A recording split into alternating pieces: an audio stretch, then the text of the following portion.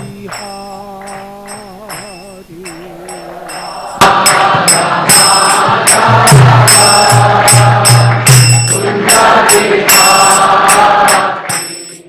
Jaya Radha Madhava Kunja Bihari.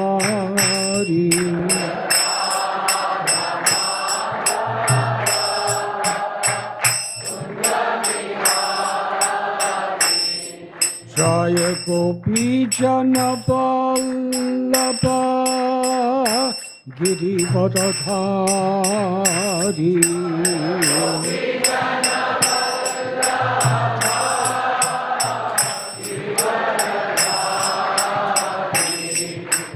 Gopi Jana Vallabha Girivardhari.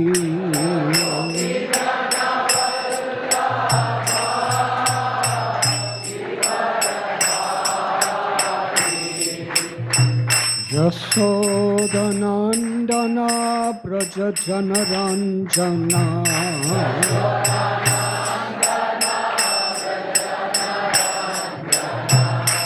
Yashodanandana Braja Janaranjana.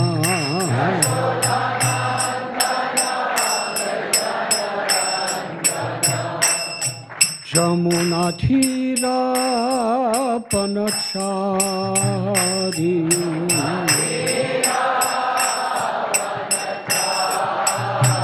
Jamuna Thira Panachari.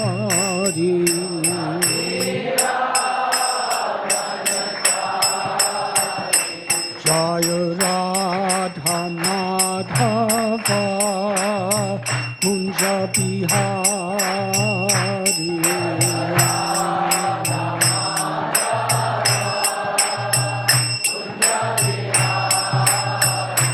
Jaya Radha Madhava Kunja Bihari.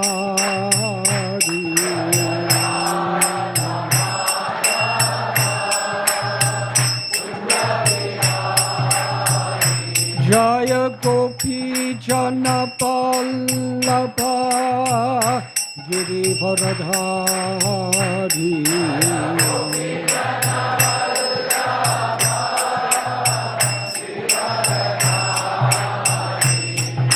Gopi Jana Vallabha Girivardhari.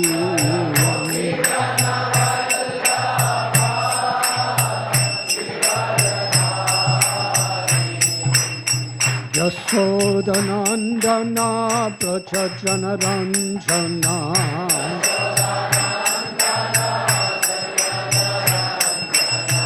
Yashodanandana Braja Janaranjana.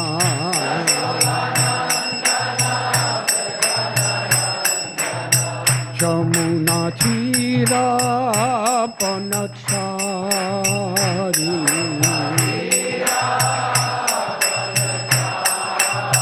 Jamuna Thira Panachari.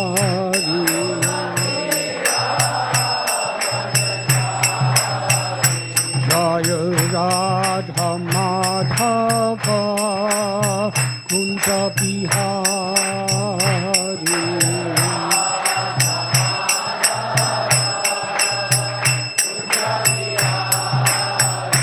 Jaya Radha Madhava Kunja Bihari.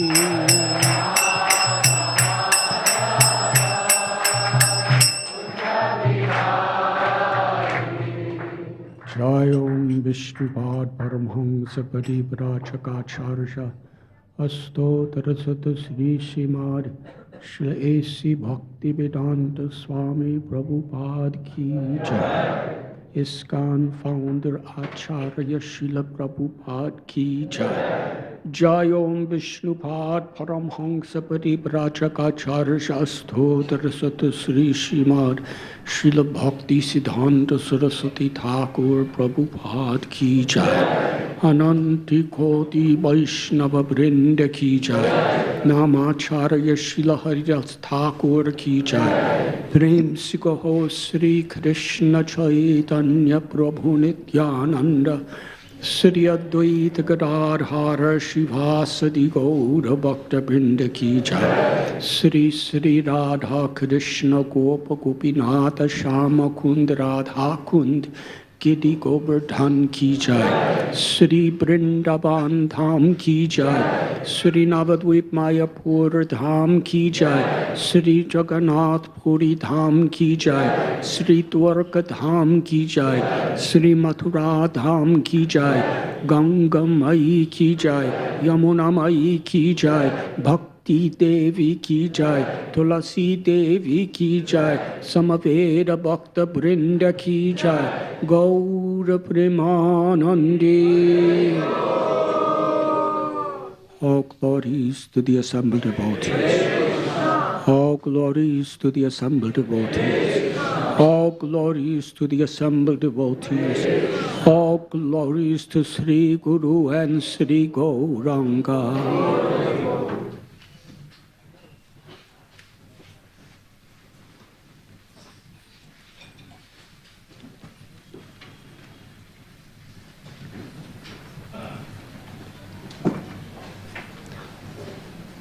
Om Namo Bhagavate Vasudevaya.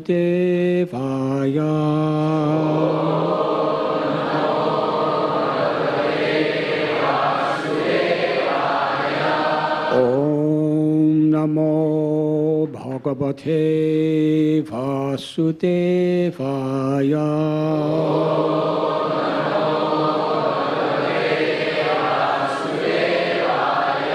Om Namo Bhagavate Vasudevaya.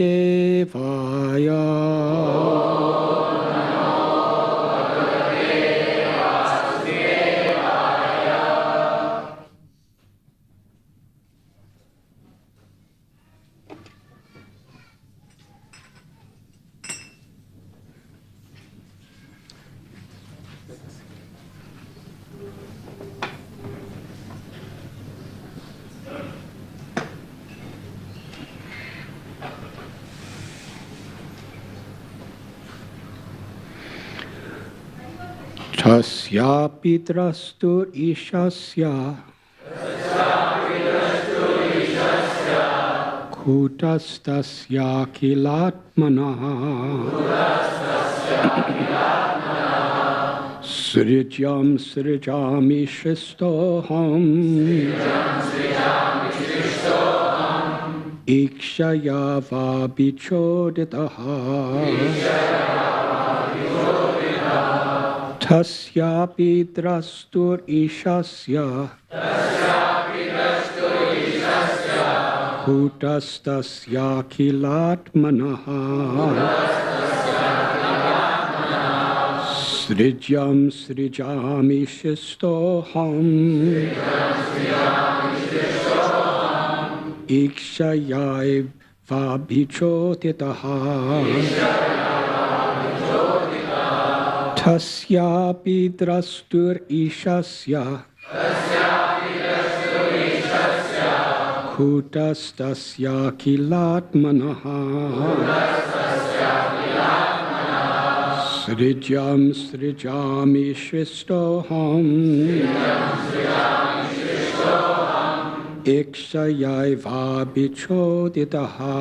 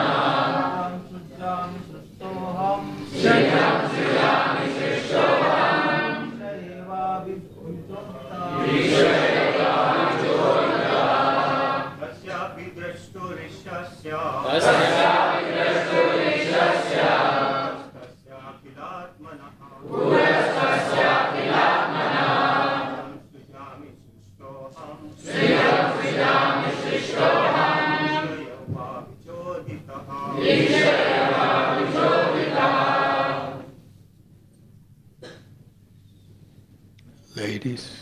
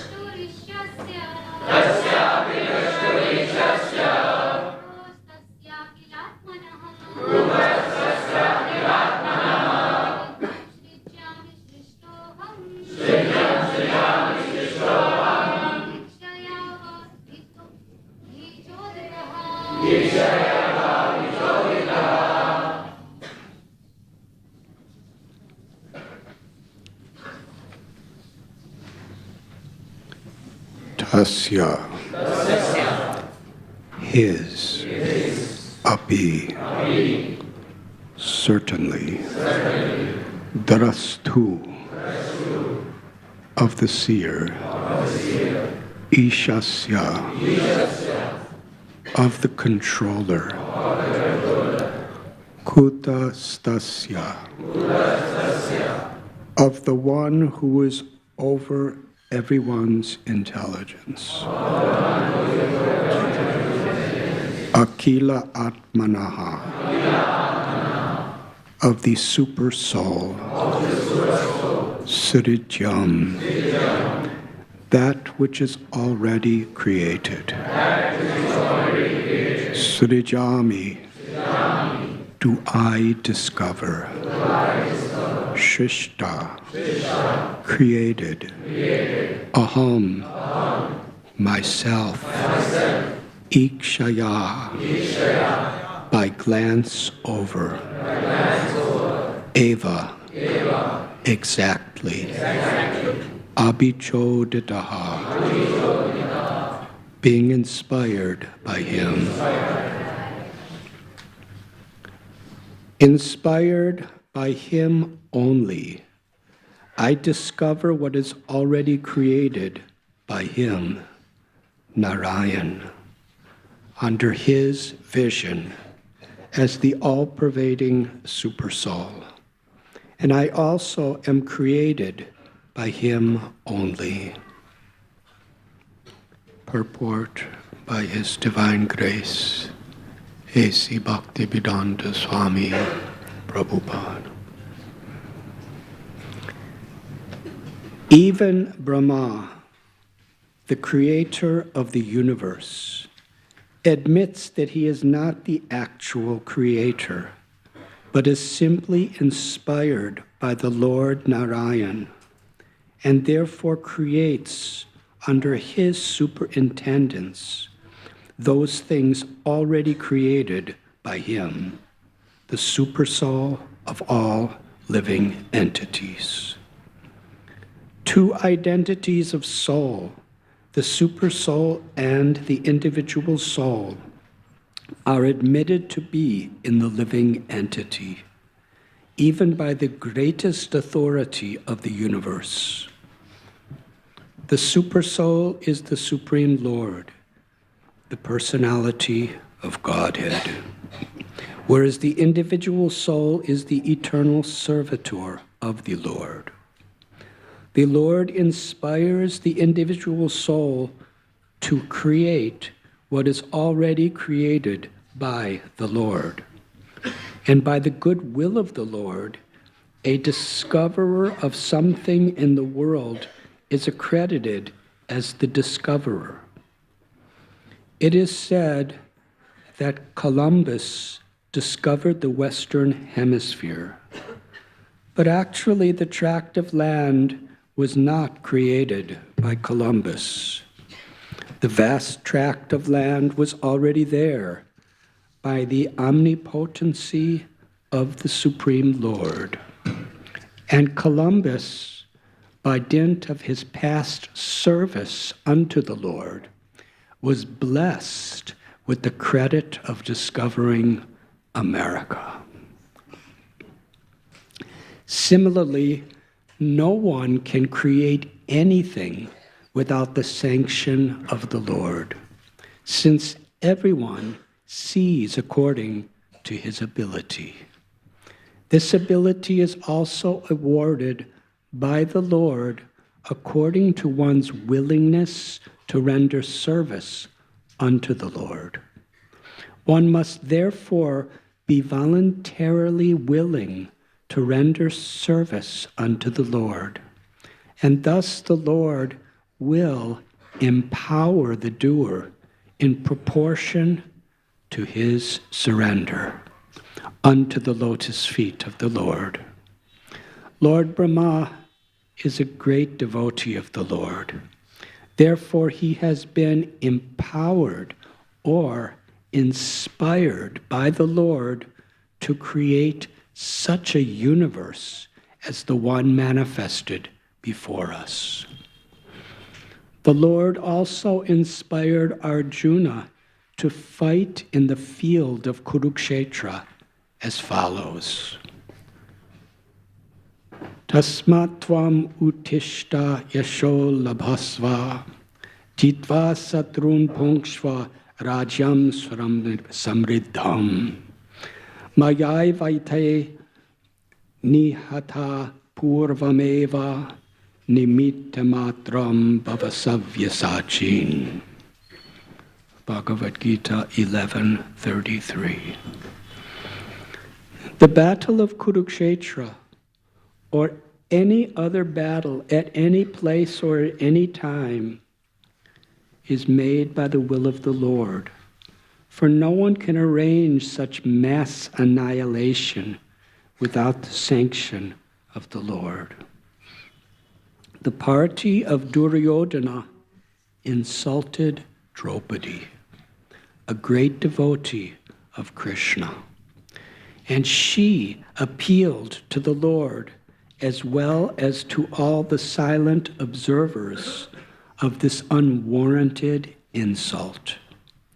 Arjuna was then advised by the Lord to fight and take credit.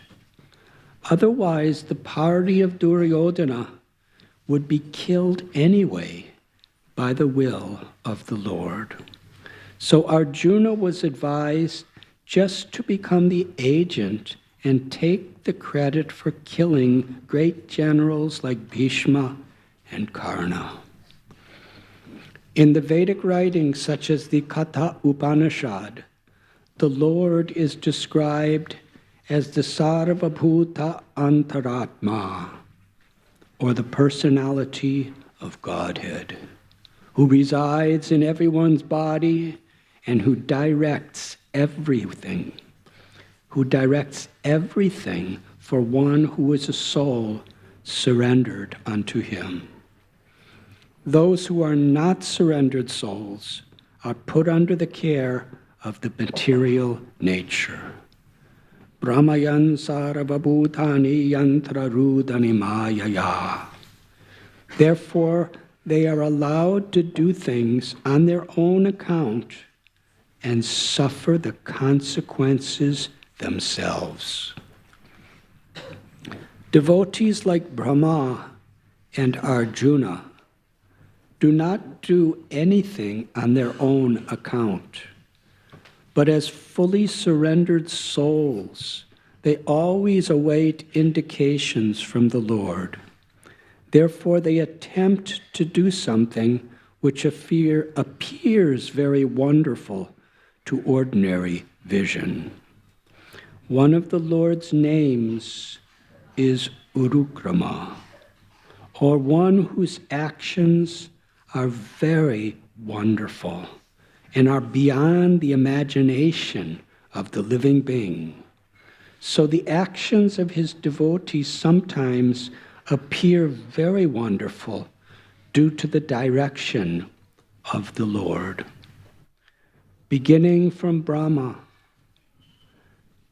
the topmost intelligent living entity within the universe, down to the smallest ant. Every living entity's intelligence is overseen by the Lord in his transcendental position as the witness of all actions. The subtle presence of the Lord is felt by the intelligent man who can study the psychic effects of thinking, feeling, and willing.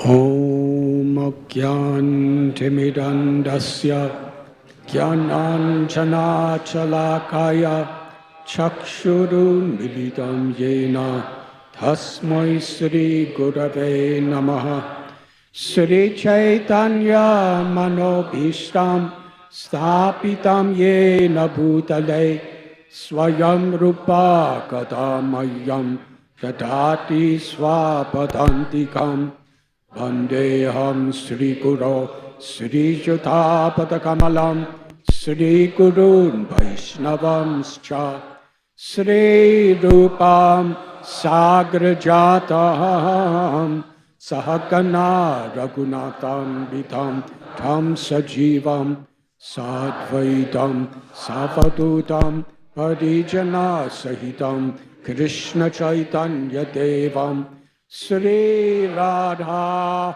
Krishna Padan Sahakana Lalita Sri Vishakan Vitamscha Hey Krishna Karuna Sindhu Dina Bandhu Jagatpate Gopesha Gopika Kanta Radha Kanta Namostate Tapta Kanchana Gaurangi Radhe Vrindavaneshwari Vrishabhanu Sute Devi Pranamami Hari Priya Chakalpatarubhyascha Kripa Sindhubhya Evacha Patithanam Bhavanibhyo Vaishnavibhyo Namo Namaha Sri Krishna Chaitanya Prabhu Nityananda Sri Advaita Gadadhar Shivasati Gaura Bhaktabinda Hare Krishna Krishna Krishna Hare Hare Hare Rama Rama Rama Hare Hare Hare Krishna Krishna Krishna Hare Hare Hare Rama Rama Rama Hare Hare Hare Krishna Krishna Krishna Hare Hare Hare Rama Rama Rama Hare Hare.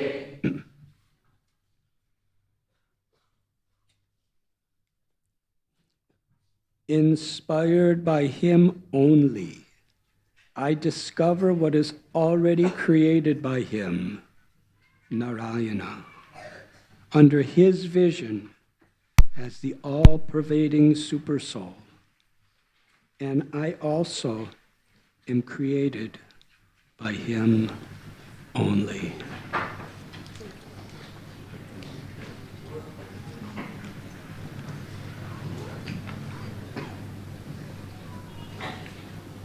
Hare Krishna. I'm very grateful to be with you today. Shri Radha Gopinath Temple.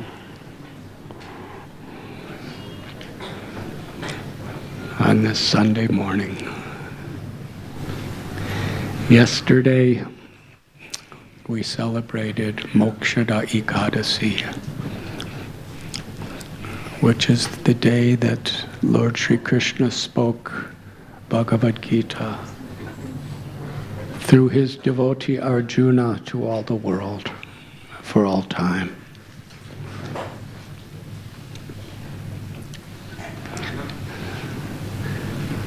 By the grace of Srila Vyasadeva, Bhagavad Gita is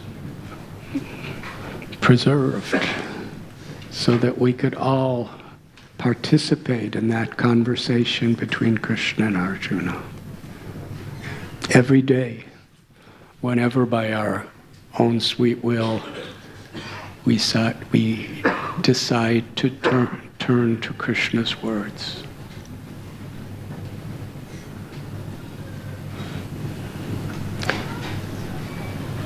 In today's verse, Vyasadeva, through Srimad Bhagavatam, is giving us another incredible historical conversation to participate in.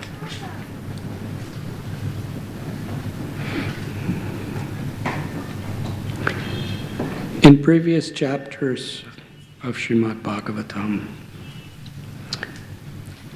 we learn the process of creation from a particular perspective, where the Supreme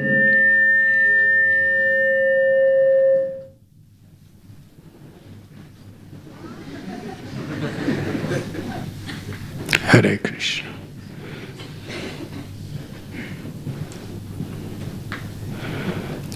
Srimad Bhagavatam begins with the words Janmadyasya. Brahma Sutra, in which Srimad Bhagavatam is commentary, begins with this Janmadyasya Yataha. Who is the absolute truth or God? The source of everything that exists. In Bhagavad Gita, Krishna declares himself to be Sarva Karana Karanam, the cause of all causes. In the essential 4 nutshell verses, which contain all the knowledge of the Gita, Krishna begins, Aham sarvasya prabhavam sarvam pravartate. I am the source of all spiritual and all material worlds. Everything emanates from me.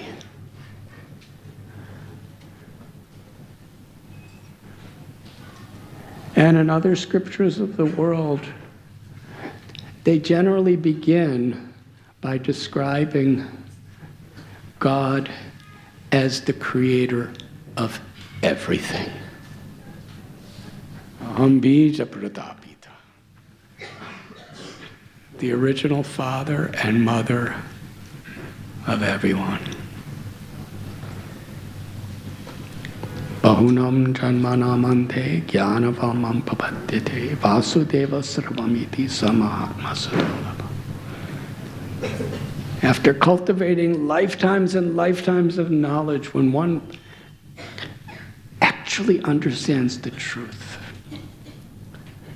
they surrender to Vasudeva, to the Supreme Lord, knowing Krishna to be the source of everything. And from the spiritual perspective, to the extent a person does that, that is greatness, Mahatma. A great soul is not just one who can invent things or who can do fascinating things in this world. Even mystical powers are not considered greatness from the spiritual perspective, but one who surrenders to the Supreme, knowing Him to be the cause of all causes and all that is. That is greatness. So this description is there of Brahma being created from a lotus flower. His name is Atmabhu. He has no mother. He's self-manifested by the will of Krishna. And the whole beginning of this process of creation in relation to the first created being, how does it all start? Brahma's bewildered. Krishna knows everything. He's the creator. But within his creation, the beginning of creation, the first living entity within the universe, he's bewildered. What is his potential? But still, that potential cannot be realized or exercised until he surrenders. So he's searching by his own, he already has, Brahma's brain and Brahma's senses and Brahma's body, that's all already there. But still, this existence is so complex, he couldn't understand really who he was or where he was coming from or what he was supposed to do or how he was supposed to do it. And with all of his efforts, he tried to figure it all out, but he couldn't.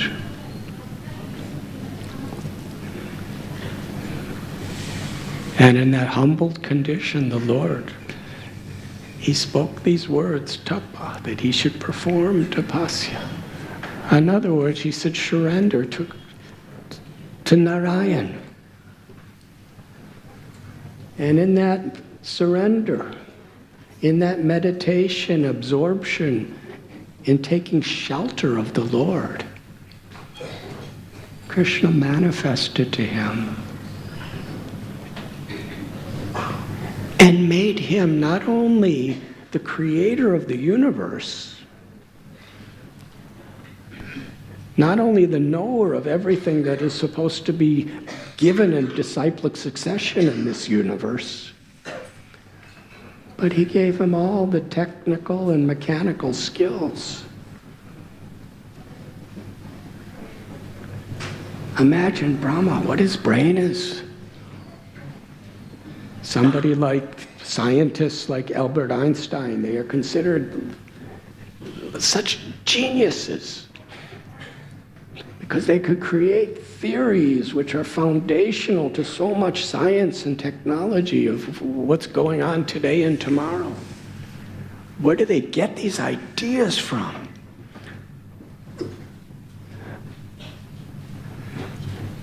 Compared to us, yes, such a genius. Inconceivable. It's actually inconceivable how people think like this.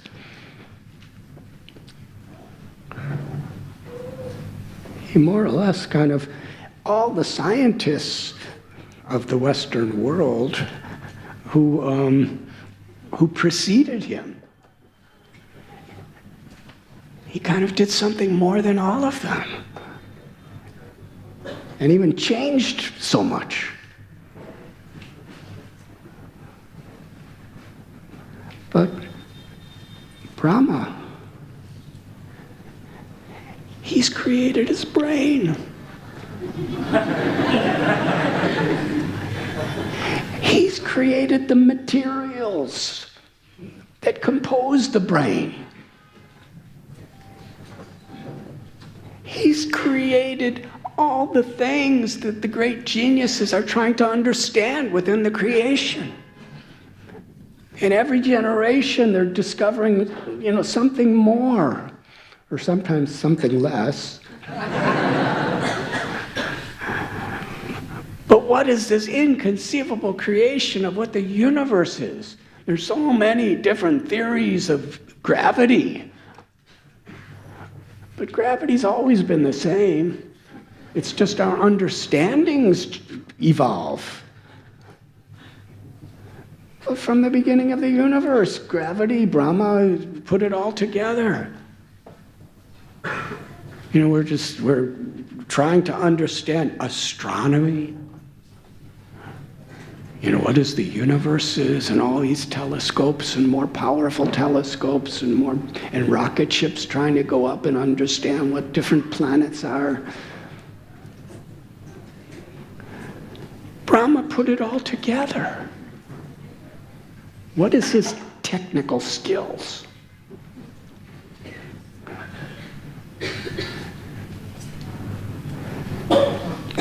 We talk about atomic bombs, or nuclear, or whatever. Or we talk about atomic particles and how, the potencies within these atomic particles. Trying to discover the power within even the most fundamental elements of creation. Brahma made them all. He knows how they work. Such a person. He lives 311 trillion years. Can you imagine? And everything is relative. This idea of special relativity and general relativity and the theory of relativity, it's all about how everything in creation is relative to so many other time and nature and each other and influences. Everything is relative. And sometimes we all use example that a human being, our relative experience of 100 years is what we know. But a little insect may live through the entire 100-year cycle of our experience. Being born, being a baby, growing up, having this impulse for procreation, having children, having grandchildren, getting old. And the insect doesn't want to die much more than we do. And that may be within a span of our 3 months. So it's inconceivable to them what our 100 years are.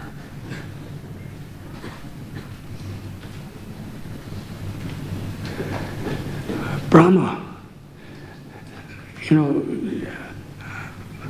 he's about 50 years old now, according to the Puranas.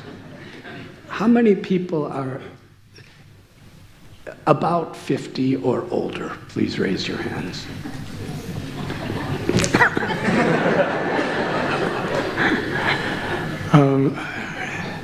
How many are 20 or older? 20 years old or older. How many are sleeping?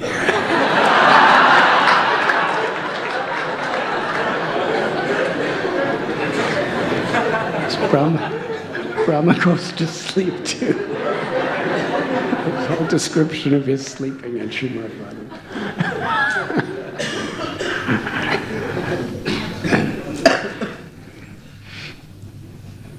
So, we think of when we were children, or we think about earlier today. Yes? When Brahma, 50 years old, he remembers everything too. He's very empowered being. We forget what we do a few minutes before sometimes. Brahma has such a memory. When he just thinks about what happened to him earlier today. Now, relative, it's the same as us thinking about what happened to us earlier today. What to speak of yesterday or the day before or last year? Just earlier today for Brahma, he has seen, he knows. Srila Prabhupada was on Jalatuta. Bhaktisiddhanta Saraswati Thakur gave him the instruction in 1922. Bhaktivinoda Thakur was preaching and writing in so many of his books. Vishwanath Chakravarti Thakur was there. He was there when Raghunath Das Goswami was speaking to Sri Chaitanya Charitamrita to Krishnadas Kaviraj Goswami on the banks of Radha Kund. He was there doing the Leelas of Narottam Das Thakur and the others, Ramanujacharya, Madhvacharya, Shankaracharya, Nimbarkacharya, Ballabhacharya. Just earlier today for Brahma, Krishna descended 5,000 years ago. Srila Prabhupada was, what to speak of Lord Chaitanya, Srila Prabhupada would say just recently, only 500 years ago, Lord Chaitanya appeared. Now for us, 500 years is a long time. But for Brahma, it's a few minutes ago. It's a few seconds ago. Relative to our experience. Krishna appears, and it's considered so rare that Krishna appears in his original supreme form of Radha Govinda. And it happens once in a day of Brahma.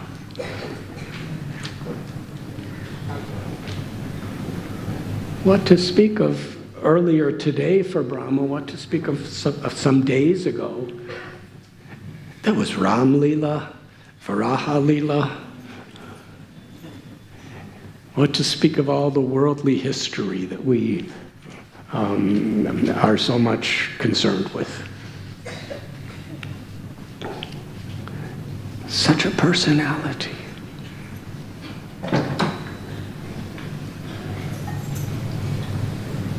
So Brahma has received all his spiritual knowledge, all his intellectual capacity, all his creative abilities, and all the materials for the purpose of creation.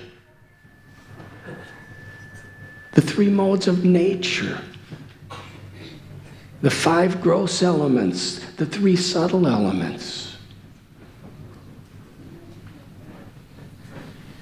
Time. Everything is being given to him by Krishna, along with the intelligence of how to manipulate it to make things like us and all the things around us. That's Brahma. So here he is, creating planets, creating species of life, creating all the wonders of the world and the universe. And his son, who was born of his own mind, is Narada Muni. And Narada's seeing what Brahma's doing. It's absolutely incredible. We cannot even imagine, with all the special effects that we may depend upon, what has Brahma done and what is he doing at every moment.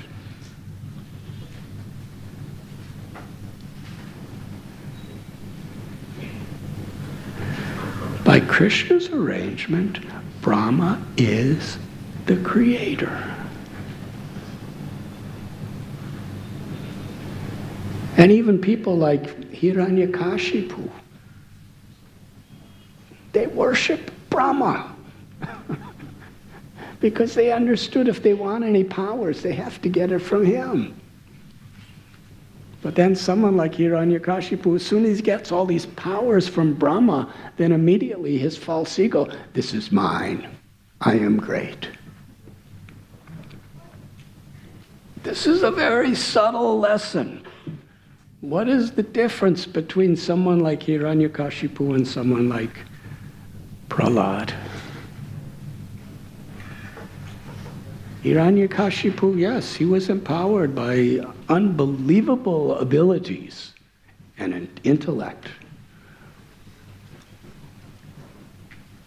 And he knows that he got it all from the blessings of Lord Brahma. But after he gets it, because of an ungrateful heart, he thinks this is mine, and I can use it any way I want. And he was outraged when little Prahlad honored a power above his own. He was totally deluded. He was completely dependent on a higher power. The more you get, the more you think you're independent.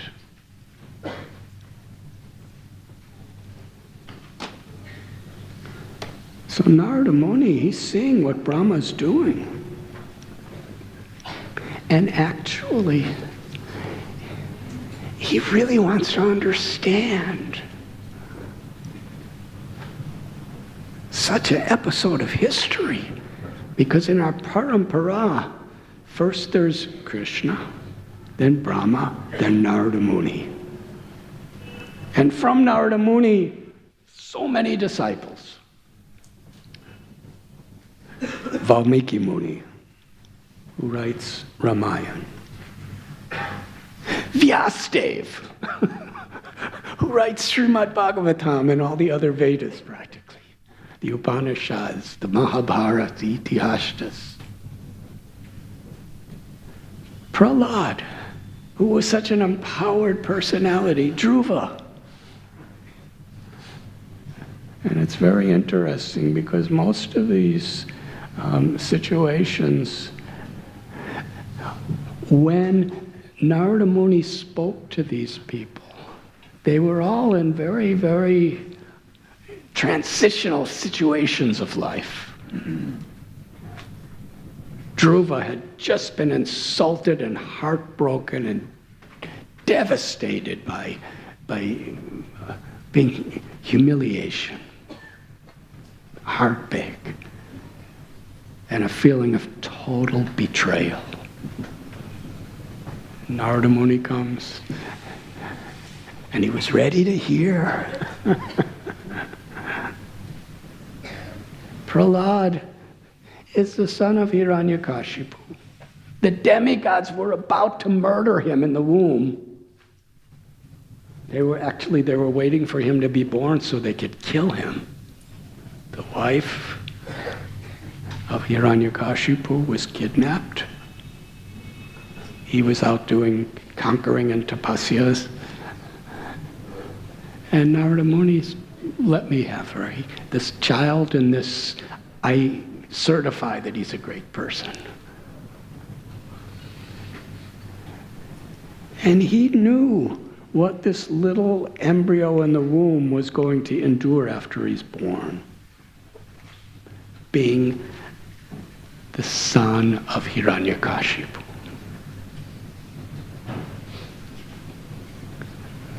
Being in the atmosphere created by Hiranyakashipu. What hope is there for a child like that? Either you become like your father or you die. That was essentially the way Hiranyakashipu was running his, and he didn't have to go for any elections or anything. He was the king of the universe. Just by his own powers.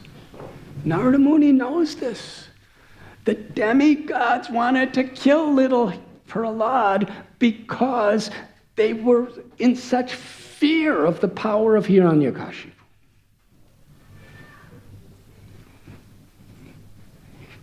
His father's going to train him to be just like him. We can't have two. At least now we can, what is that saying? That prevention is the best part of cure.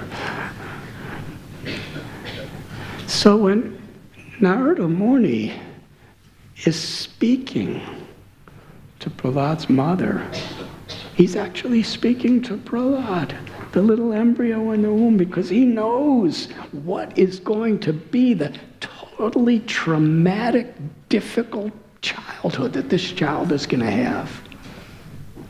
I have to give him the strength to remain faithful to the loving service of Krishna through the most difficult challenges any human being could possibly imagine. And he did. And little Prahlad, even when he was through Parampara, he was repeating Narada Muni's words to his friends because nobody else in the entire kingdom would listen to him. When he tried to repeat just a few of the words of his guru, his father decided to kill him. And his friends asked, where did you get this information from, Prahlad? You're going to the same school as us, and you're never allowed to go anywhere outside the palace of Hiranyakashipu. Where did you learn this? He said, from my guru, Narada Muni. So Narada prepared him when he was in the womb of his mother. Such a personality, Narada Muni. And here we are sitting today. Through sound vibration, we are there. We are back near the beginning of this old creation. We're sitting as Narada Muni is sincerely inquiring from his father Brahma. So much the seed of our parampara. Because Narada Muni's really he didn't understand. He's an empowered soul. We read about his previous life and all the blessings he received from saints. But in this life, he's a disciple, inquiring submissively, trying to understand. My dear Father, I see what you're doing. It's incredible. You're creating everything and everyone. And you're doing it yourself. There's nobody around to help you.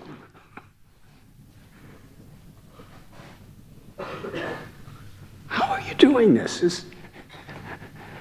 And he was asking all these questions like Arjuna, like Parikshit Maharaj.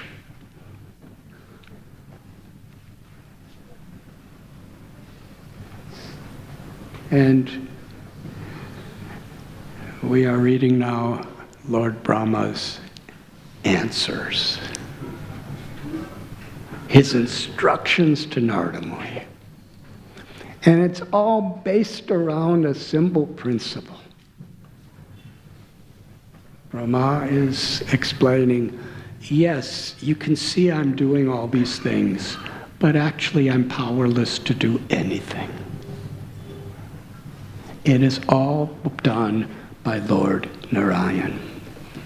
Everything. This is the beginning of our parampara right now. Where whoever you are, however great or small you may be, to not take credit for anything. If Brahma can't take credit, who are we? He's emphatic that I'm completely, helplessly dependent on Krishna. And Krishna speaks in Bhagavad Gita, I'm the ability in man. I'm the intelligence of the intelligent. I'm the strength of the strong. I'm the light of the sun and the moon.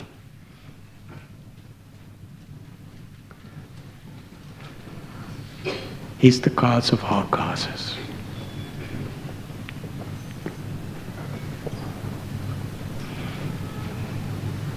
And Srila Prabhupada, in this beautiful purport,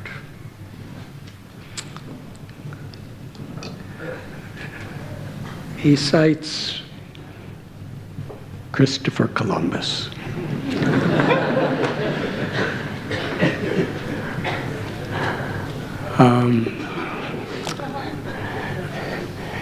In America, it's a national holiday, Columbus Day.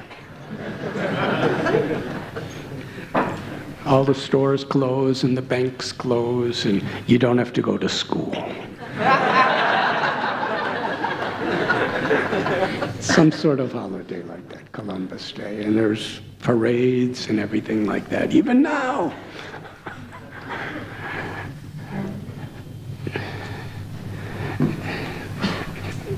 Srila Prabhupada is, the way he describes that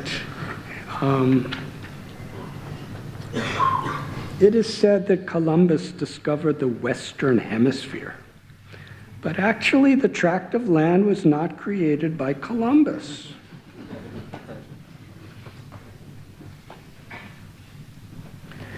I remember when 1969, I was in college for one semester.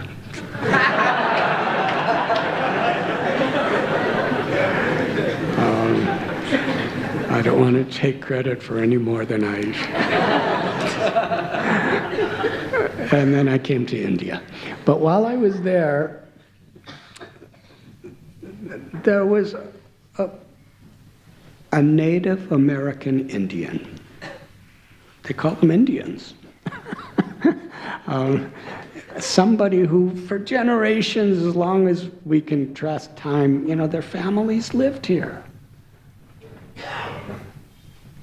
And then Columbus came, and then all these European people started coming, and then, the nature of the ego, this land is mine, and it took the land away from the people who were living here, and everything like that. And this person from a Native American Indian family, he said that he failed an exam in school as a child because he refused to write that Columbus discovered America.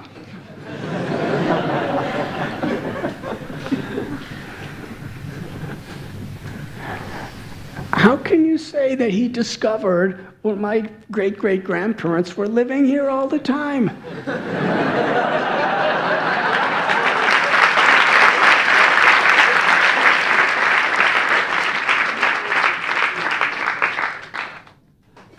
It's like me coming to Sri Dhammasaka Prabhu's house and saying, I discovered your house, now you have to leave.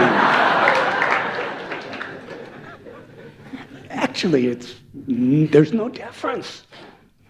We would never do that.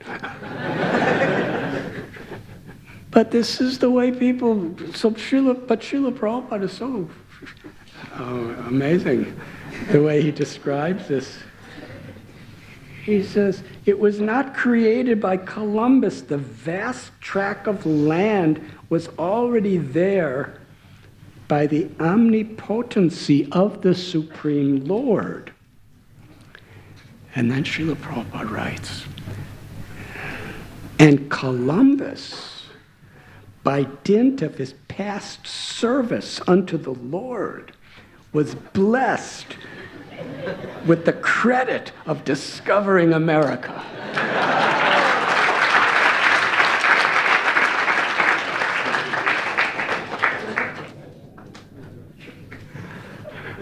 So we could learn so much from this sentence of Srila Prabhupada.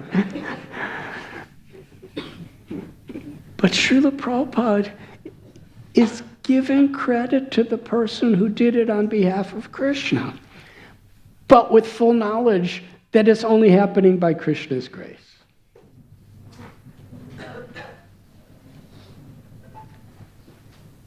For us, we give all the credit of our spiritual lives and all the potentials of what we could be for the rest of eternity in Krishna service. We give that credit to Srila Prabhupada. Because yes, from Vrindavan, from Jaladuta, he traveled, he went so many tapasyas. Brahma did tapasya so that he can give us transcendental knowledge. What was Prabhupada's tapasya? So we're having Guru Puja for Srila Prabhupada. But whenever Srila Prabhupada would speak, he always said, it is only by the mercy of my Guru Maharaj, Srila Bhakti Siddhanta Saraswati Thakur Prabhupada. Srila Prabhupada never took credit for anything. He gave all, I am simply repeating the words of my Guru Maharaj. And when we read the writings of Srila Bhakti Siddhanta Saraswati Thakur, he's completely dependent upon giving all credit to Srila Bhakti Vinod Thakur, Srila Gaur Kishore Das Babaji Maharaj. This is parampara. Vyasadeva, what has he done? Every guru, we're worshiping Vyasa Puja. We're worshiping Vyasa and his representatives. And yet, from Vyasadeva's perspective, he was also bewildered. He's a literary incarnation of Krishna, but Krishna puts people like Arjuna and Narada and Vyasadeva and even Brahma himself in bewildered states just to teach us what is at the very heart and core of transcendental realization.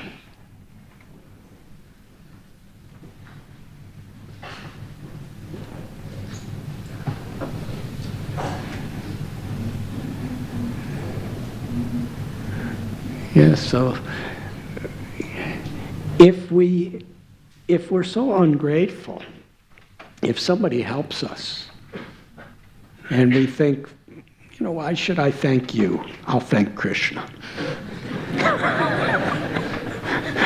Because you can't do anything without Krishna. The whole concept of parampara is actually the culture of life itself. If we extend it to our ordinary dealings in this world. Srila Prabhupada, yes, Columbus did something, but everything he did was by the grace of Krishna. And even if he did a lot of things wrong too. But still, there's whatever good is there, we honor. And this is very much within the Bhagavad Gita's teachings that we heard yesterday. That when somebody is doing something great,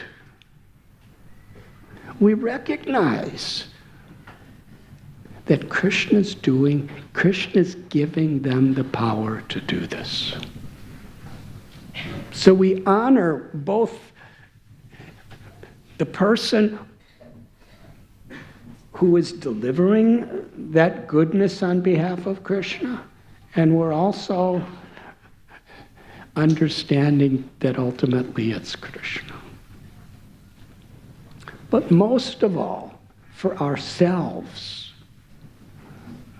we're totally clear as Brahma is.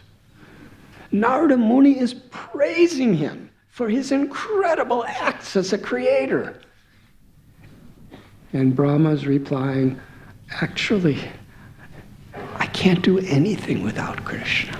And he's describing how spiritually, emotionally, and physically, he's totally dependent on Krishna.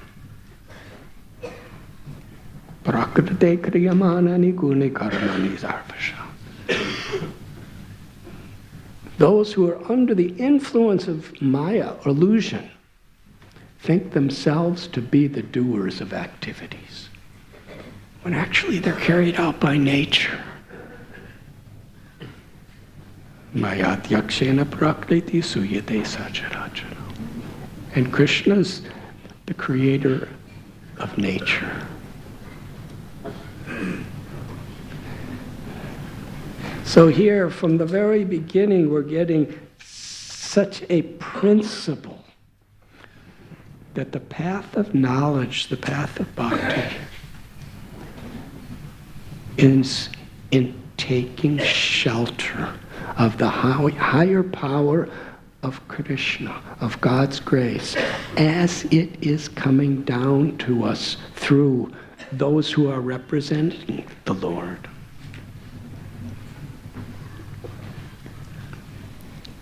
Gita Jayanti. The context in which Bhagavad Gita was spoken is orchestrated so perfectly for all of us to understand what is the value of the Gita and how to approach it. It's not just an academic study. If it was an academic study, Krishna would have invited Arjuna to a classroom. And in modern age, he would have had, what do they call those projector and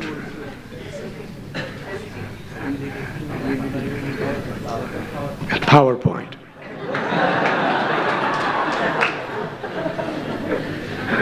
Krishna's all powerful. Could you imagine what type of PowerPoint he could present?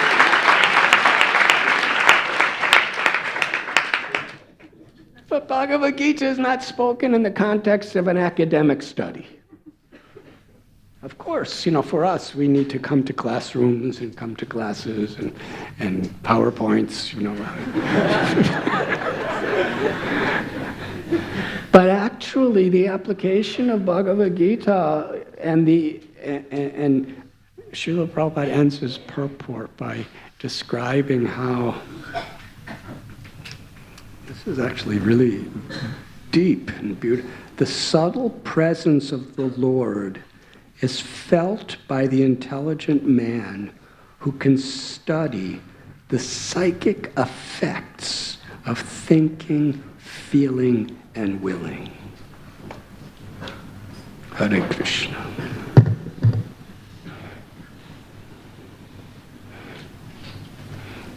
Bhagavad Gita was spoken on this battlefield in Kurukshetra. Dharma Kshetra, Kurukshetra. It begins with this, it's on a battlefield. Kurukshetra. And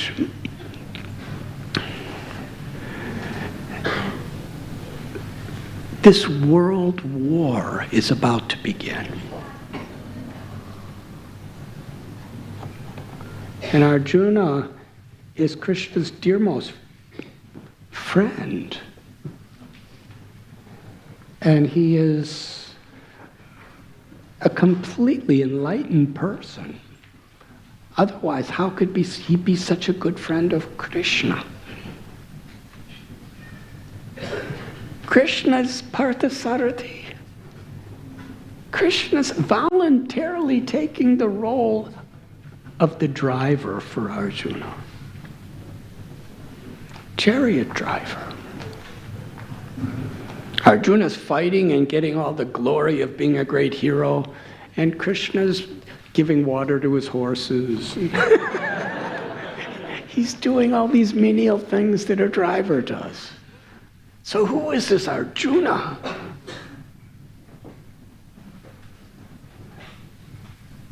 But yet, the Mahabharata is describing all the things that happened that culminate in this war. So much cheating, so much immorality, so much cruelty, So much misconception and lying propaganda. And interestingly,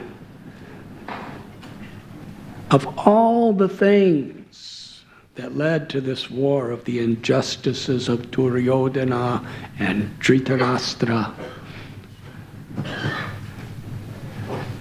what is most symbolic of including all the other injustices is the offense that they committed to Draupadi. They tried to poison Bhima. They tried to burn all the Pandavas alive along with Kunti. But still, how they hurt the heart of Draupadi by insulting her. That's a very telling thing of what Dharma is about.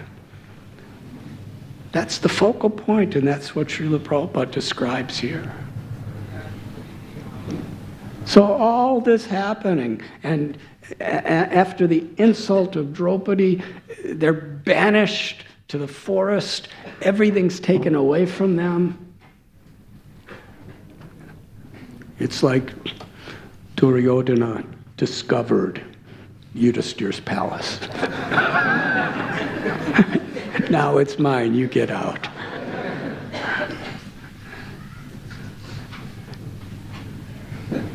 What they had to go through. When they were living in the forest, this is so often they hardly could get enough to eat. They would go out and beg and collect fruits and everything. And when they would bring it back, when Kunti was with them, she would say, divide it in, there's 5 of you, give half to Bhima. And the rest of you can share the rest. So much difficulty. And now, the war. And there's millions of soldiers. And they're assembled on 2 sides. And there's no more any room for diplomacy. That would, Krishna personally tried to be a mediator and resolve the conflict. But Duryodhana would not listen, and Dhritarashtra supported his son.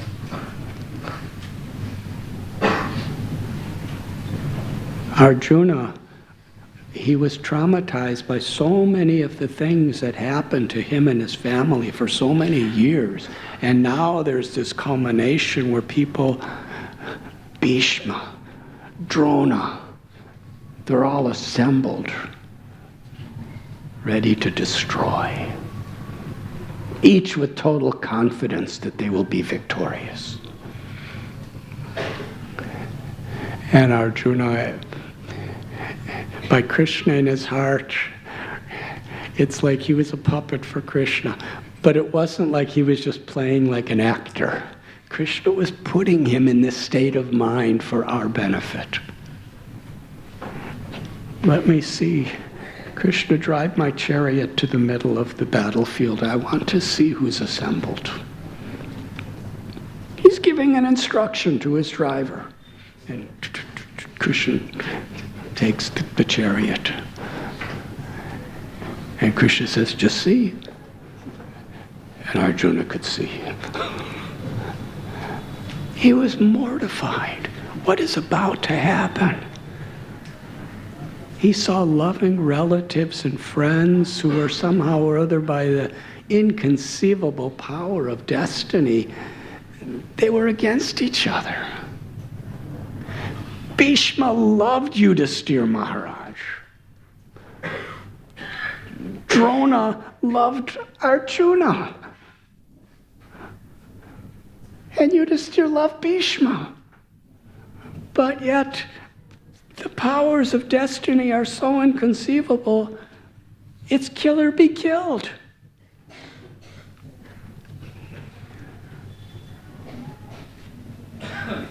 It totally broke Arjuna's heart, what he was saying.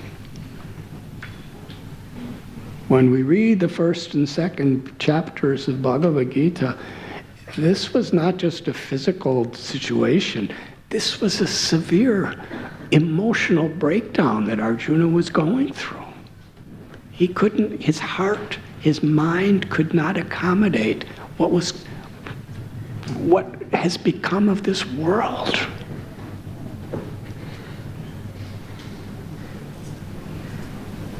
Does that sound familiar?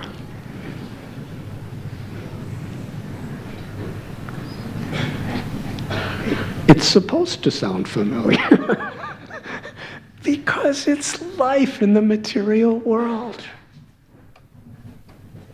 It may be actively experienced in this way, but potentially it will. And if it's not happening to me directly, it's happening in so many places. And as we make spiritual advancement, if it's happening anywhere, it's happening to me because we care. Time. Krishna revealed to Arjuna,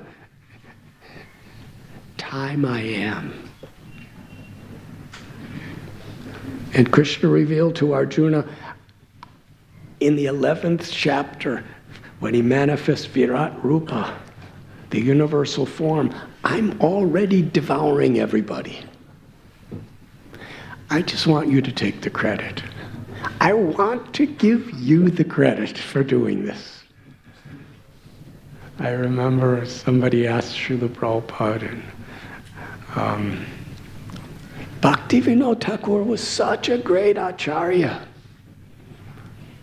And he was sending Lord Chaitanya's teachings to the Western world. Why didn't he spread the holy name of Krishna and the Sankirtan movement to all the towns and villages of the world? And Srila Prabhupada's so humble. He said he could have done it. He said, but he saved this service for me.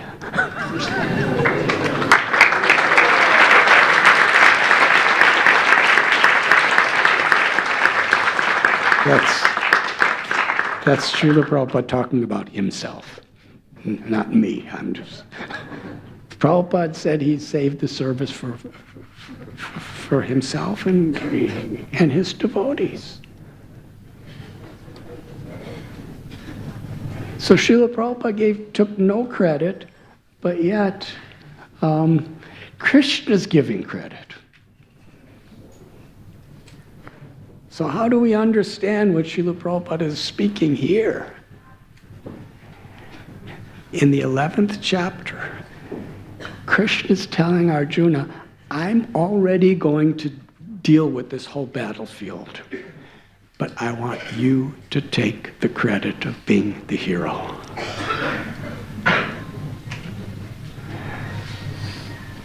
And Arjuna fully gets the credit, but doesn't take a single drop from that ocean of credit because he understands it's all Krishna. And Srimad Bhagavatam, it describes after Arjuna won the whole battlefield of the battle of Kurukshetra, after Krishna left the world, some simple cowherd men fought with Arjuna and defeated him.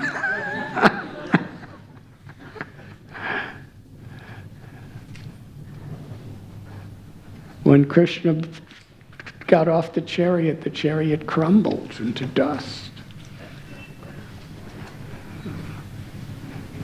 So this is the very basic principle. Bhagavad Gita was spoken in such a way for us to take it very seriously. And it was spoken in the context of the challenges of life. It was not spoken in the context of just an academic Sanskrit scholarship. That's there. That's definitely there. The 6 Goswamis were the greatest of scholars, but they were living the simplest, most surrendered and austere lives on the banks of the Yamuna and the forests of Vrindavan.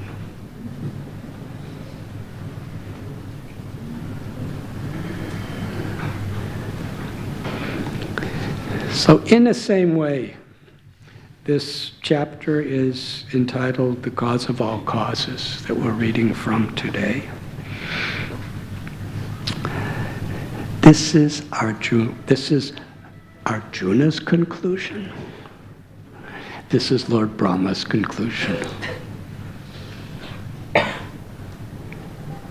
In Bhagavad Gita, Krishna tells Arjuna that I spoke this knowledge to Vivaswan, the sun god, but somehow or other it has been distracted. So I'm establishing this parampara again today with you. Evam parampara prapta.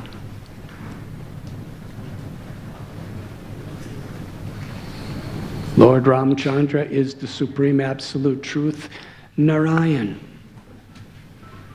But yet when he comes to the world, he's massaging Vishwamitra Muni's legs and doing menial service, going out and begging and bringing food back for his guru. And Lord Sri Krishna, who later manifested the Virat Rupa to Arjuna, he's going out collecting wood for his guru, Sandipani Muni, and listening, inquiring, and learning. Submissiveness, eagerness to hear, and eagerness to serve.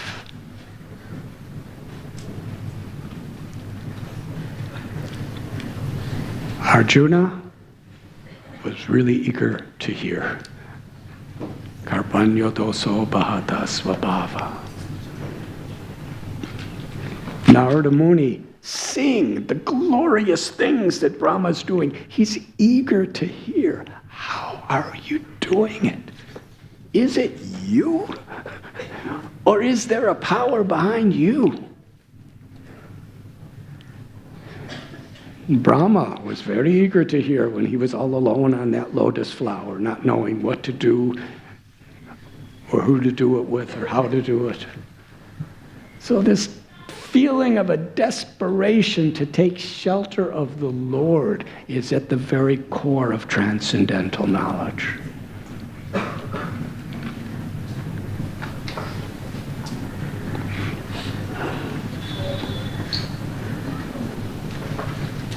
Is there any questions?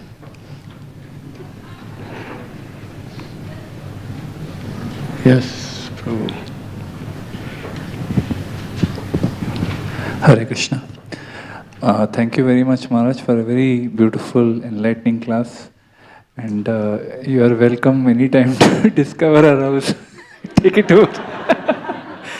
Maharaj, you made a very beautiful statement that Brahma is, physically, emotionally, and spiritually fully dependent on Krishna. The question is that we, in our sadhana bhakti, we are, not, I'll not say fully, we're not at all. Practically, only theoretically we know that we have to be dependent on grace of Guru, on grace of Krishna before we do any activity, whether our material activity, spiritual activity. We know we have to be dependent theoretically. But in reality, we don't feel dependent. We somehow depend more on our own abilities. And if we do some service, if we do it well, then while people come and praise you, we may say, oh, all glories to Prabhupada, all glories to Guru. But somehow our mind still craves for that appreciation. We are not able to get over that thing. So if we were dependent, we wouldn't have that craving. We would know that this is all coming from Guru. So theoretically we know it, sometimes we remember it, but most of the time our mind still brings us back to the fact that I am the doer. So how can we overcome this?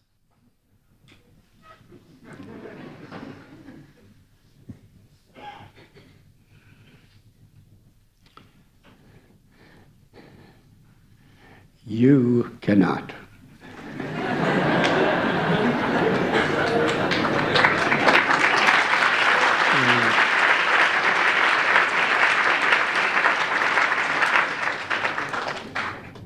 None of us can. And that's the beginning, to understand.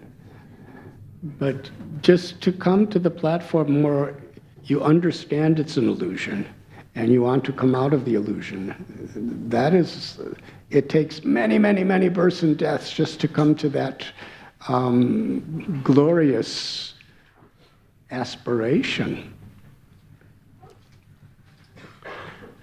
We understand what is Maya, the illusory energy, but the vast population of the world, of all species, including humanity, they don't even have a clue that they're under the effect of Maya. They just think this is what life is supposed to be. So this knowledge, during Srila Prabhupada's book marathon, we're please, everyone, distribute as many books as humanly possible. Still a few more days. But why does Srila Prabhupada want us to distribute these books? Because people just don't know. And the only way they'll actually come to really understand is by hearing in the association of devotees. So we're distributing these books, but Srila Prabhupada would insist very strongly, don't just distribute the books, read the books. And don't just read the books, live by the books. Because when somebody just comes in contact, what a blessing. It may be the culmination of millions of births that they could understand Krishna as God. They could understand, I'm not this body, I'm the eternal soul. They can understand that the laws of karma are working on everybody, always. I'm responsible. They could understand the beauty that although Krishna is the almighty, supreme, absolute truth, who's the cause of all causes and all there is, the creator, maintainer, and annihilator of everything and everyone, patram pushpam palam toyam. If you offer him a leaf or a flower or a little water or a piece of fruit with devotion, Krishna accepts it.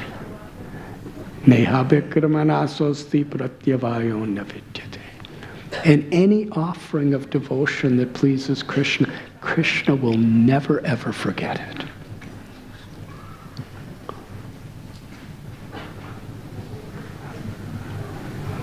We see the almightiness of God and the tenderness, the kindness, and the love of God.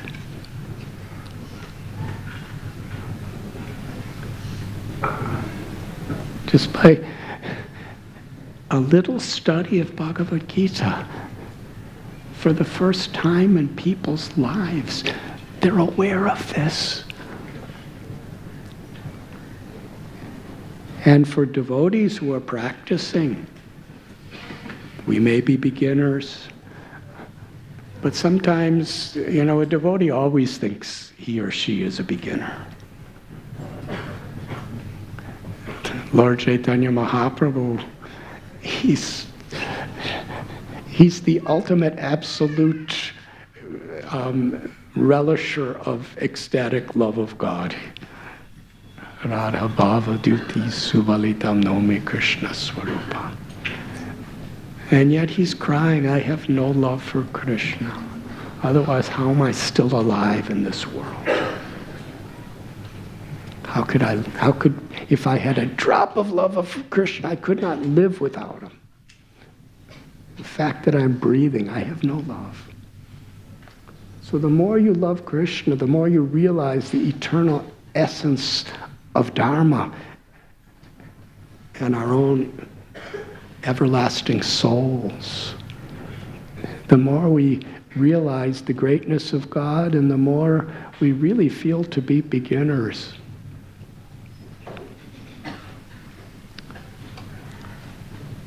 A neophyte devotee is one who doesn't know anything first, and then we remain a neophyte when we do learn things and we think, I'm advanced. These are two different types of neophyte devotees. One is one who, I don't really know anything, I just want to learn. That's a neophyte devotee. And the other is, I've been around a long time and now I'm a really advanced person. I have so much knowledge and so many abilities and so many accomplishments, and come and follow me. That's another type of neophyte devotee. And an advanced devotee is one, I'm the servant of the servant, and I'm going to do everything I can to be a representative of the higher powers of Guru and Krishna.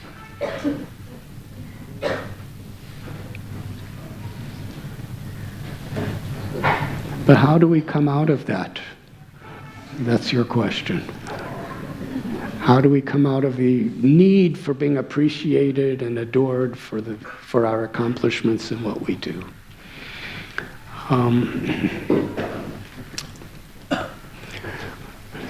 Shushushosha Dadanasya Vasudeva Kadavachi. We need to develop a taste for hearing about Krishna. We need to develop a taste and eagerness to chant the names of Krishna and the glories of Krishna. And those are all in that, the taste for hearing and chanting the names and glories of the Lord in an actual way, not just an imaginative, emotional way, but in an actual, from the spirit. That's only possible when Krishna, through parampara, when Krishna gives us that higher taste. And for that, when we serve great souls. When we serve great souls, then we're in the proper state of mind for Krishna to give us the actual higher taste. And when we have that higher taste, then we feel far more pleasure in giving credit to another than taking it for ourselves. In fact, the idea of taking credit for ourselves becomes painful. It's not pleasurable, it's actually painful. And we don't have to suffer that pain because we're always giving it. Not only to Srila Prabhupada and our gurus, but to all those who are helping whatever way. This is such a beautiful feature of this purport that we're reading today. We give so much credit to Brahma, and to Narada, and to Vyas. But they're not taking any credit for themselves because they know they're all totally dependent on Krishna. And that's why they're able to give us so much. But still, Krishna's on the altar with Shri Radha Gopinath. But Srila Prabhupada's also on his Vyasa-san. So we're worshiping Krishna through the transparent via medium. But in order to be a transparent via medium, you're simply an instrument of Krishna's grace. So we have to establish that as our goal. And then we have to humble ourselves by recognizing that still I have all these needs to be considered great and to be the doer and for people to think I'm advanced and for me to think I'm advanced and all of this. And that's a symptom that we're not really developing a real taste for hearing and chanting the glories of the Lord. Because what does it mean to taste? We use this word very commonly. A taste for chanting the Hare Krishna mantra. A taste for Srimad Bhagavatam. What does that mean? It's not just like a flavor of your favorite sweets or something like that. You know, our tongue can taste things in a certain way, but this taste is such a deep subject matter. What it really means, a taste for the names and the glories of the Lord, hearing and chanting, that means we are relishing giving glory to Krishna. When we're tasting the glories of the acharyas, that means we are experiencing something so ecstatic by glorifying the quality of other devotees, by glorifying Krishna, by glorifying Sri Chaitanya Mahaprabhu and his associates.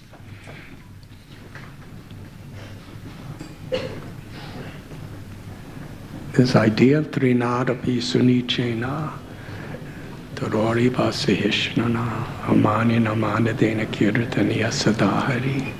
Sri Chaitanya Mahaprabhu, when he told his devotees to do this kirtan, he said, you must take the holy name and take this verse and put it on the string of the holy name and always wear it.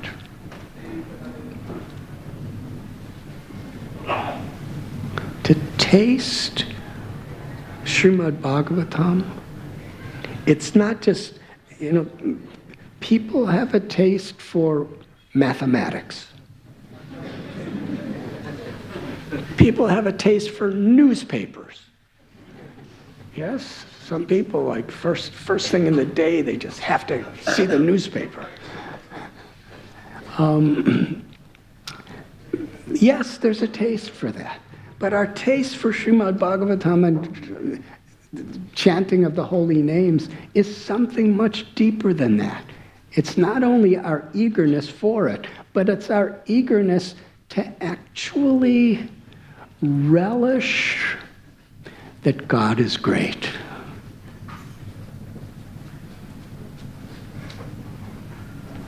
And the more we relish God is great, the less we have this need for people to think I'm great.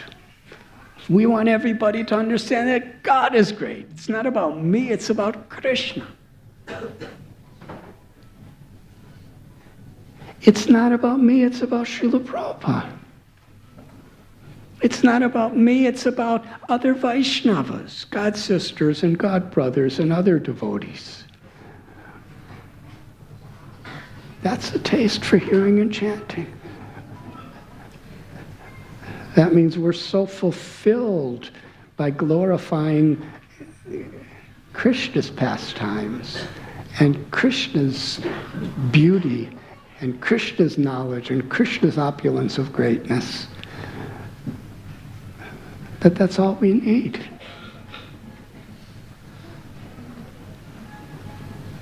How is it the Lord Chaitanya at Varahanagar, when he heard this devotee reciting Srimad Bhagavatam, he danced for 9 hours, telling him, keep reciting, keep reciting, keep reciting. What was he hearing?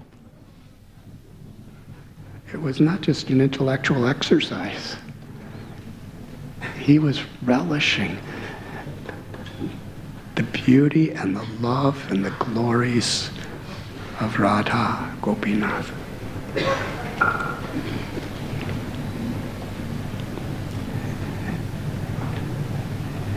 And that comes through serving. Shushrushrosha dadanasya. That comes through serving the devotees of the Lord.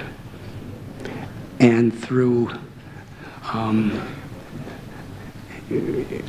in a way where we're eager and we're serious about it. If we're serious about something, then we're willing to discipline ourselves around that principle of what pleases Krishna.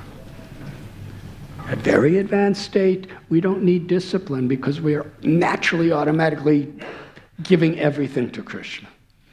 But when we're still in a state where we have so many distractions and so much need for recognition and glory and pleasures of various subtle and gross forms, then to take seriously what Krishna's given us in his holy names and Shima Nasta Prayesha Bhadrishu, we must discipline ourselves. Otherwise, where's the sincerity? Discipline is not about punishing authority. It's about establishing our sincerity.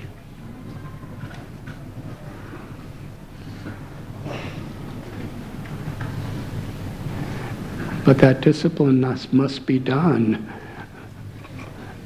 with the proper spirit. And yes, we need to regularly hear and chant with the purpose of actually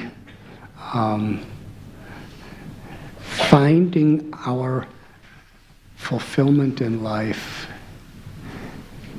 not in my glories, but in Krishna's glories, and in those who Krishna loves.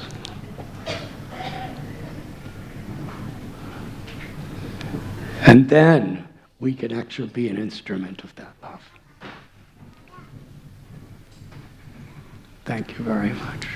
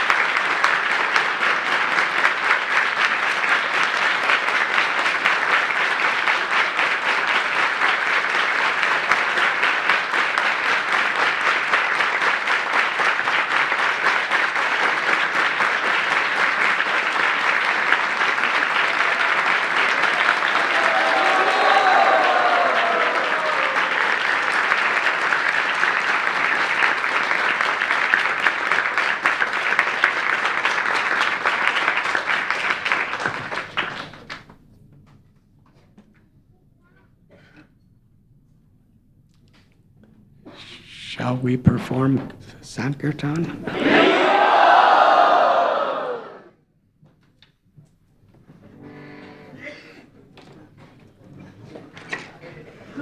Everyone, please chant very loudly and sincerely, and please do not put your backs toward the deities.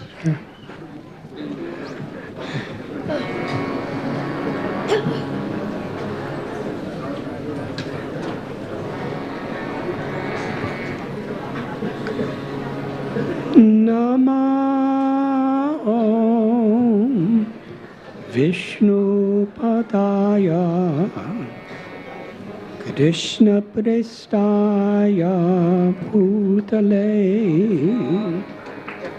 Srimad Bhakti Vedanta Swami Iti Namine.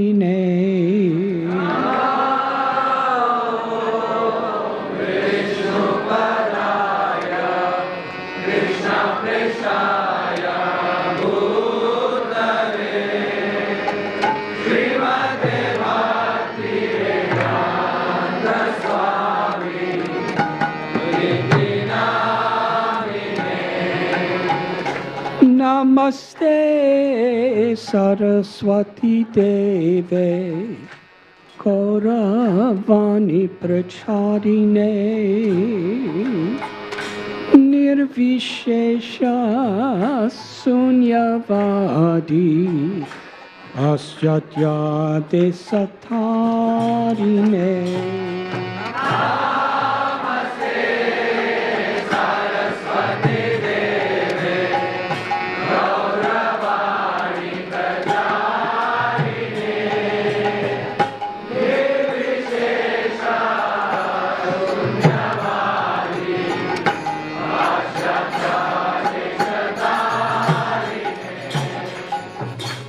Shri Krishna Chaitanya Prabhu Nityananda Shri Advaita Gadadhar Shri Vasadi Gaur Bhakta Vrinda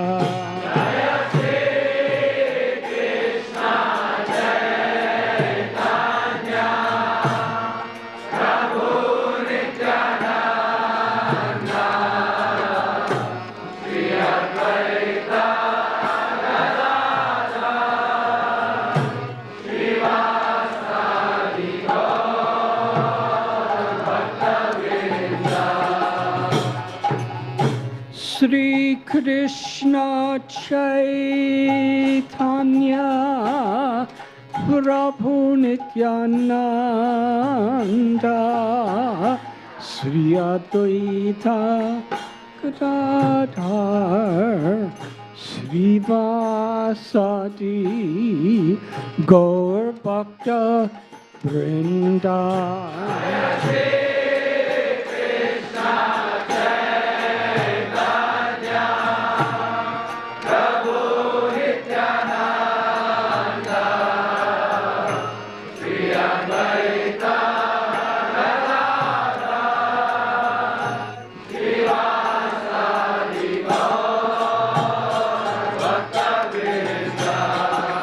Jaya Shri Krishna Chaitanya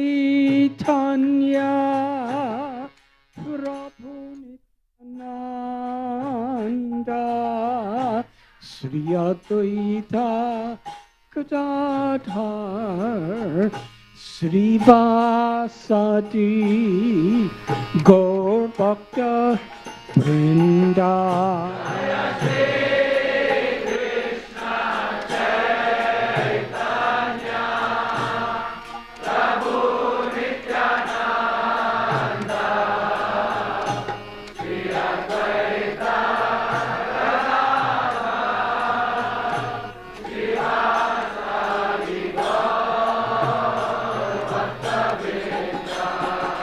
Jaya Shri Krishna Chaitanya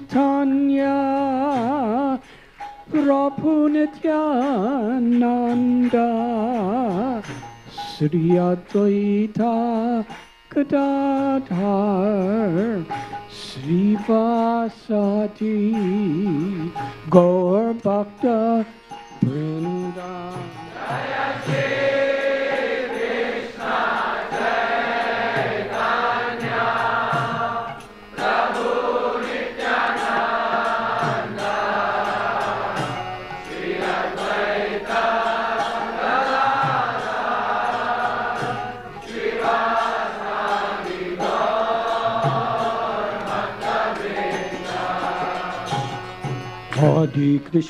Hare Krishna, Krishna Krishna, Hare Hare, Hare Rama, Rama Rama, Hare Hare. Hare Krishna, Krishna Krishna, Hare Hare, Hare Rama, Rama Hare Hare. Hare Krishna, Krishna Krishna, Hare Hare, Hare Rama, Rama Rama, Hare Hare. Hare Krishna, Krishna Krishna, Hare Hare, Hare Rama, Rama Rama, Hare Hare. Hare Krishna, Krishna Krishna, Hare Hare, Hare Rama, Rama Rama, Hare Hare. Hare Krishna, Krishna Krishna, Hare Hare,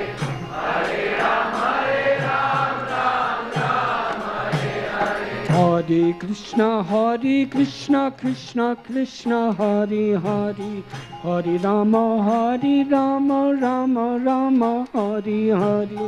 Hare Krishna, Krishna Krishna, Hare Hare, Hare Rama, Ram Ram, Hare Hare. Hare Krishna, Krishna Krishna, Hare Hare, Hare Rama, Rama Rama, Hare Hare. Hare Krishna, Krishna Krishna, Hare Hare, Hare Rama, Rama Rama, Hare Hare. Hare Krishna, Krishna Krishna, Hare Hare, Hare Rama, Rama Rama, Hare Hare. Everyone.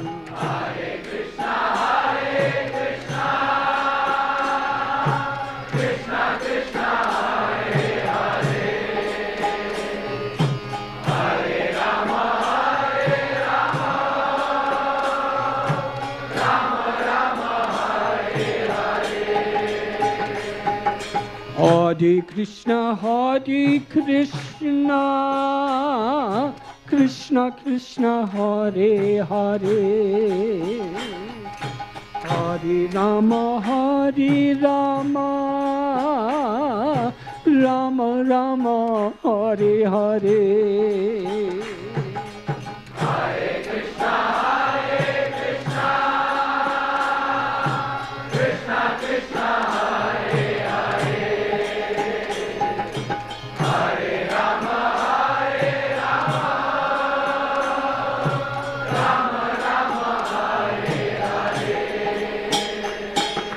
Hare Krishna, Krishna Krishna, Hare Hare, Hare Rama, Rama Rama, Hare Hare. Hare Krishna, Krishna Krishna, Hare Hare, Hare Rama, Rama Rama, Hare Hare. Hare Krishna, Krishna Krishna, Hare Hare, Hare Rama, Ram Hare Hare. Hare Krishna, Krishna Krishna, Hare Hare, Hare Rama, Rama Rama, Hare Hare. Hare Krishna, Krishna Krishna, Hare Hare, Hare Rama, Ram Hare Hare. Hare Krishna,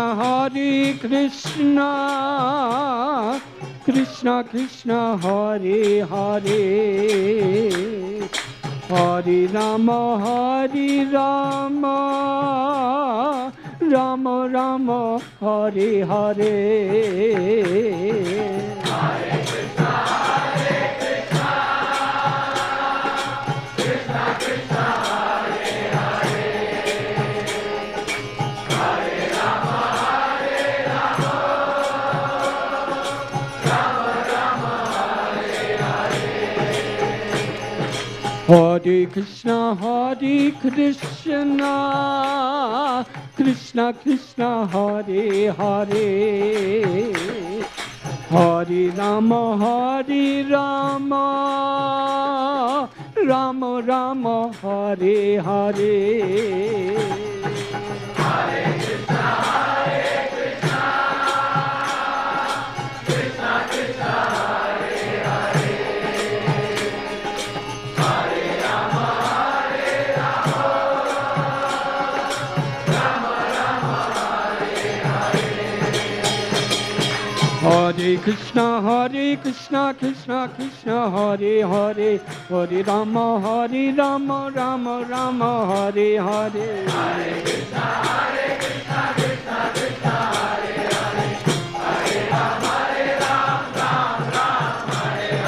Hare Krishna, Krishna Krishna, Hare Hare, Hare Rama, Ram Hare Hare.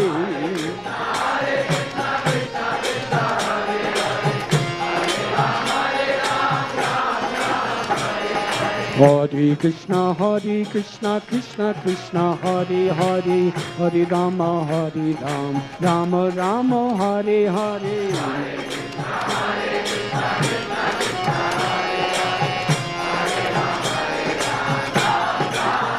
Hare Krishna, Krishna Krishna, Hare Hare, Hare Rama, Rama Hare Hare. Hare Krishna, Krishna Krishna, Hare Hare, Hare Rama, Rama Hare Hare. Hare Krishna, Krishna Krishna, Hare Hare, Hare Rama, Rama Hare Hare.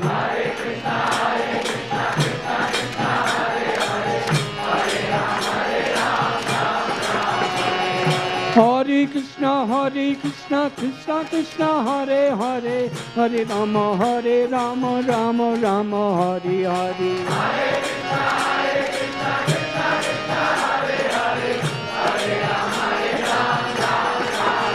Hare Krishna, Krishna Krishna, Hare Hare, Hare Rama, Rama Hare Hare.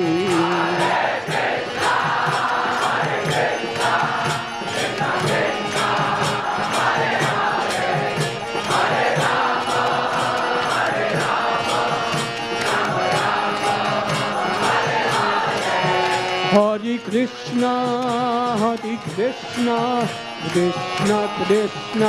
Hare, Hare Rama, Rama Hare Hare.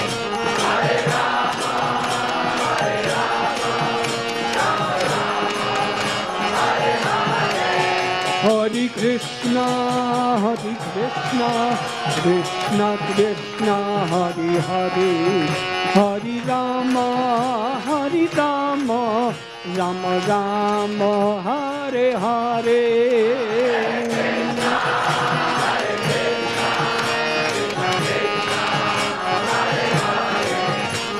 Krishna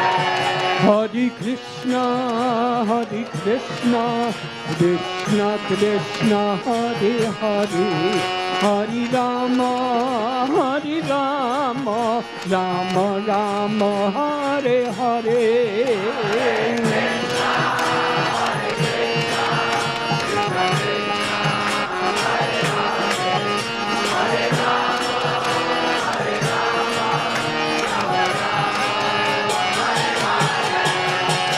Hare Krishna, Krishna Krishna, Hare Hare, Hare Rama, Rama Hare Hare. Hare Krishna, Krishna Krishna, Hare Hare, Hare Rama, Rama Hare Hare.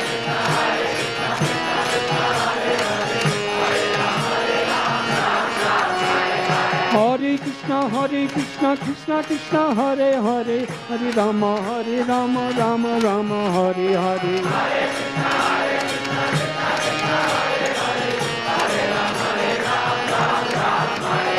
Hare Krishna, Krishna Krishna, Hare Hare, Hare Rama, Rama Hare Hare.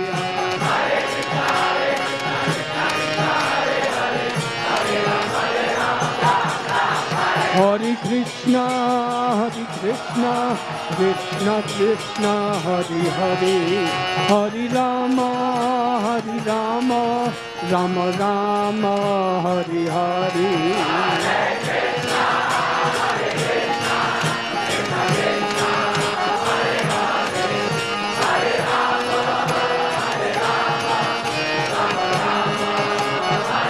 Jai Jai Prabhupada, Prabhupada, Prabhupada, Prabhupada.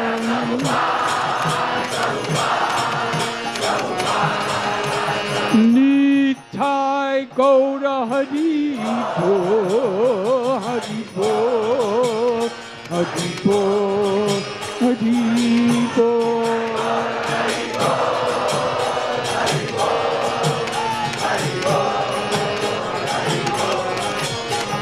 Nitai Go Premanandi.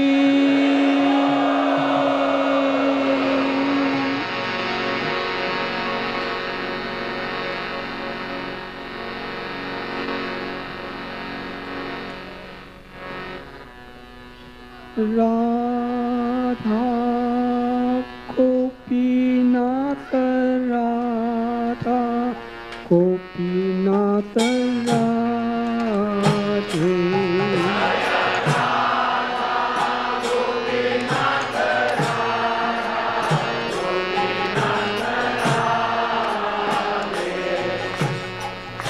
Radha Gopinath, Radha Gopinath Radhe.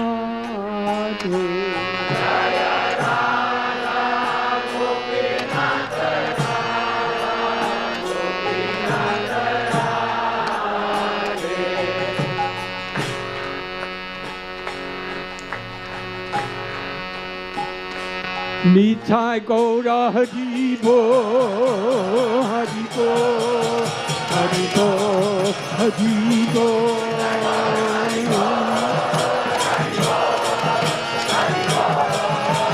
Nitai Go Hari Bo, Hari Bo, Hari Bo, Hari Bo.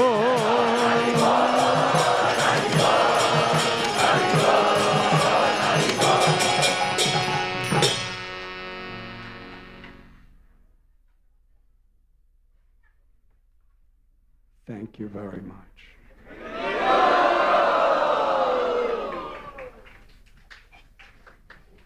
Everyone sit down, please.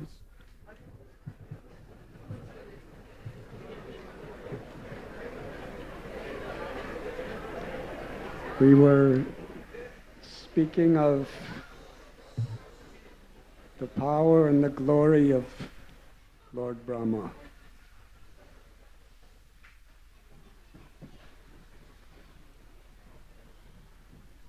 And the eternal glories of the influence of Narada Muni.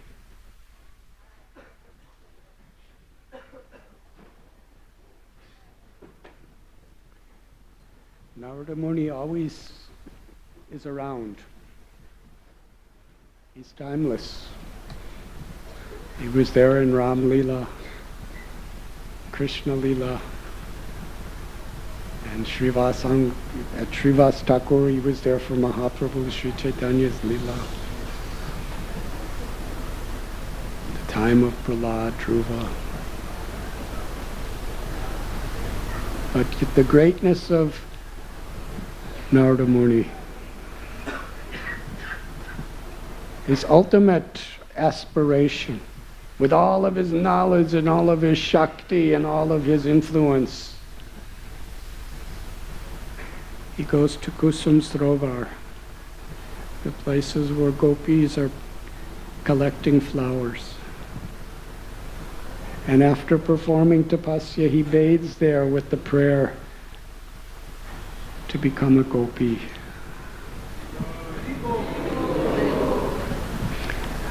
Lord Brahma, the creator,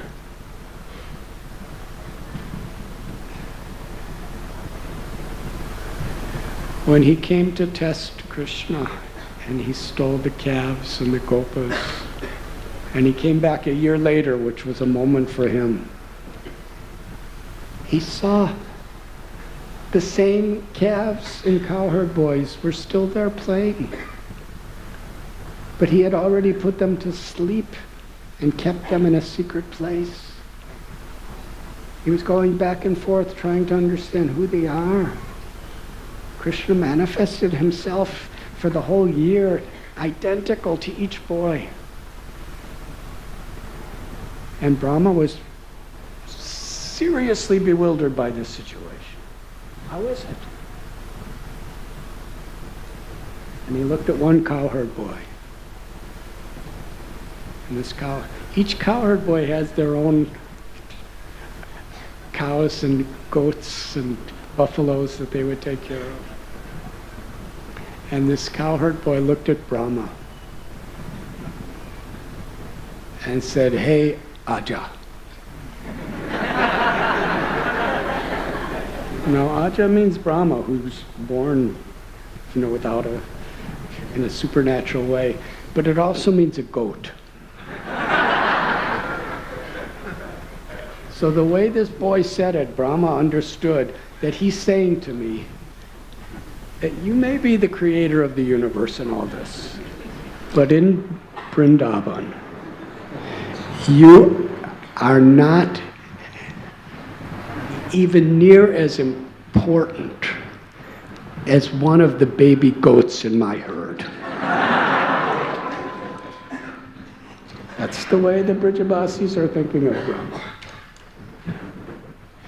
And Lord Brahma, with all his power and all of his glory, he performs tapasya. And Krishna comes to give him a benediction.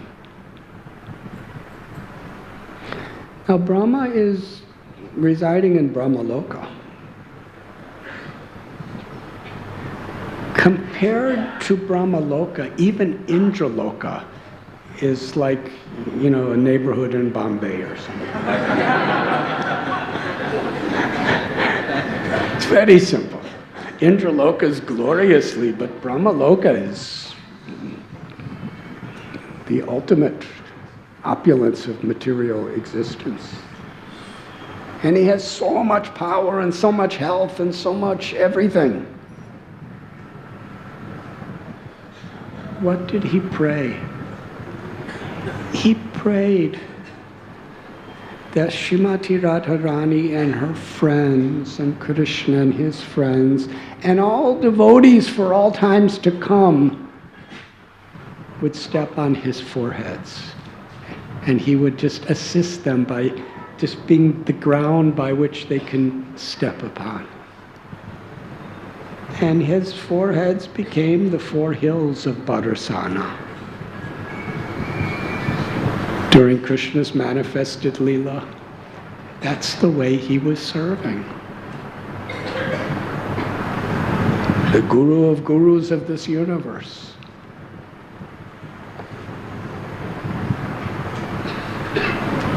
He didn't even, who could speak spiritual wisdom more than Brahma? But yet, as the 4 hills of Barsana, he's not saying anything. He's just doing humble service.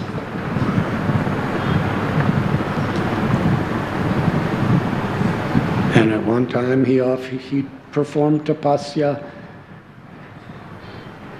because he knew Lord Chaitanya would come.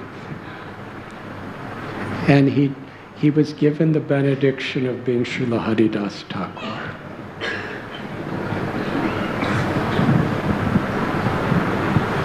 His name is Brahma. Such a name. And he's a Manafi. He's a guna avatar. He's an avatar of the Lord. And yet he takes his existence in a apparently untouchable family where he's persecuted and criticized and disrespected. From Brahmaloka, he's living in a cave, just wearing a kopin. But in that state of mind, he's constantly chanting the holy names. Hare Krishna. Krishna, Krishna, Hare Hare, Hare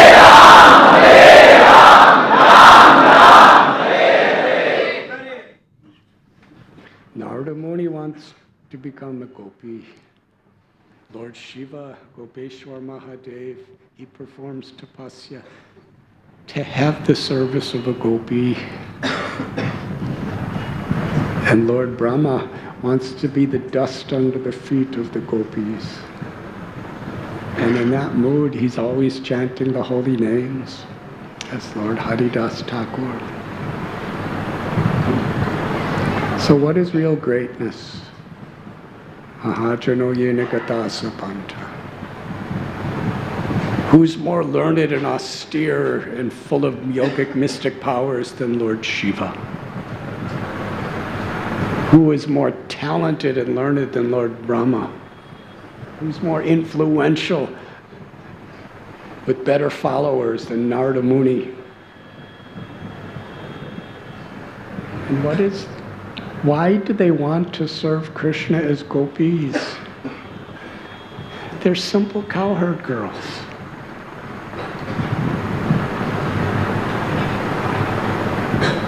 Because of their unconditional desire to serve and to please Shri Shri Radha Gopinath. It's that unconditional desire to please Shri Shri Radha Gopinath. Gopis are willing to go to hell to relieve Krishna of a headache. We know that beautiful pastime. That is the ultimate standard of spiritual revelation. The gopis, the residents of Vrindavan are constantly singing the names of Krishna for the pleasure of Krishna. You see, chanting the holy names, hearing Srimad Bhagavatam, worshipping the deities, going on pilgrimage, Shravanam, Kirtanam, Smaranam, all these they are processes of devotional service.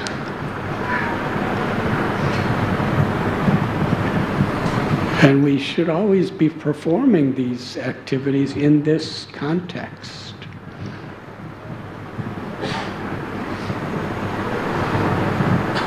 We are doing this to serve with devotion for Krishna's pleasure.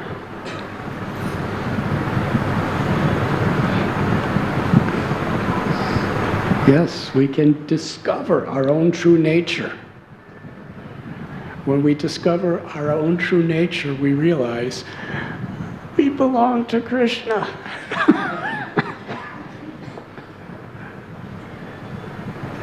Janasya moho yamamamayati. Prabhupada's giving this example of Columbus discovering America. But actually it belongs to Krishna. So when we discover who we are, we realize, I am not this body and nothing is mine. Everything belongs to Krishna. And when we discover this truth, then we no longer have this need to be the enjoyer, the controller, the proprietor, and glorified in all of these ways. Why? Because the mood of service, nothing is mine, everything belongs to Krishna. Everything belongs to those persons who are representing Krishna in my life. That type of service attitude is at the heart of chanting the holy names, hearing Srimad Bhagavatam, worshipping the deities, and everything else we do.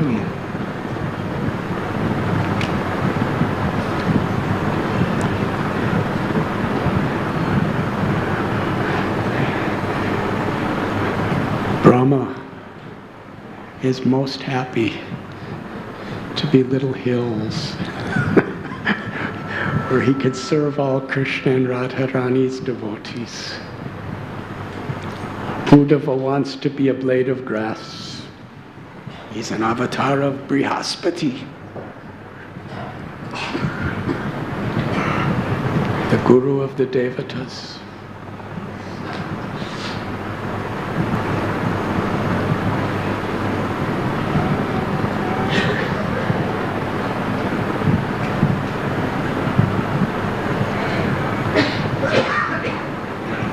This should be our meditation when we say all glories to Srila Prabhupada.